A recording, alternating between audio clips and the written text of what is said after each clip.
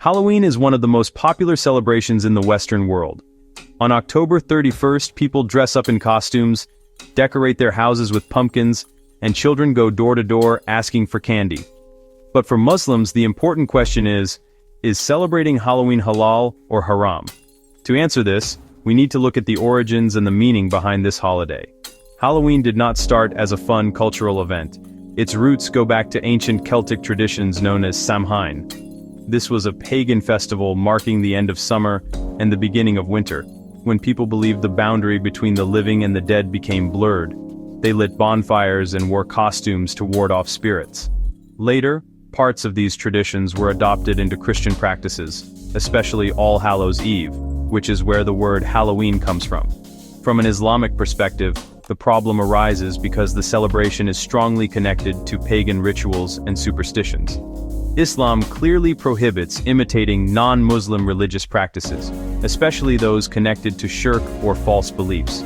The Prophet Muhammad said, "Whoever imitates a people is one of them." This hadith is often used by scholars to warn against taking part in festivals that contradict Islamic values. Another issue is the content of Halloween itself. The focus on ghosts, witches, monsters, and the glorification of fear and evil symbols is not in line with the teachings of Islam.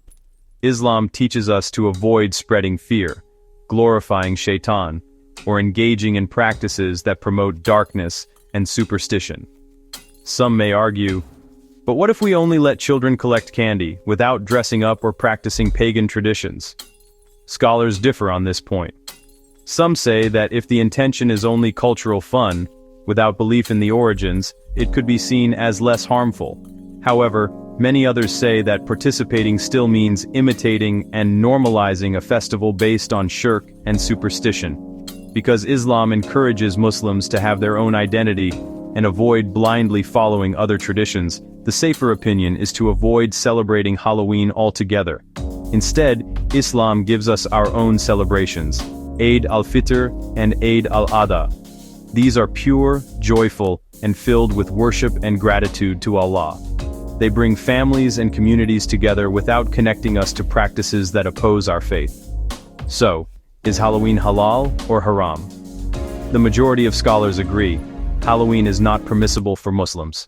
Its roots in paganism, its themes of fear and evil, and the imitation of non-Islamic traditions make it something to avoid.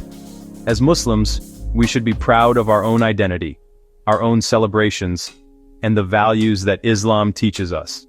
Even if society around us promotes Halloween, we can kindly explain why we do not take part and instead show our children and families the beauty of the Islamic way.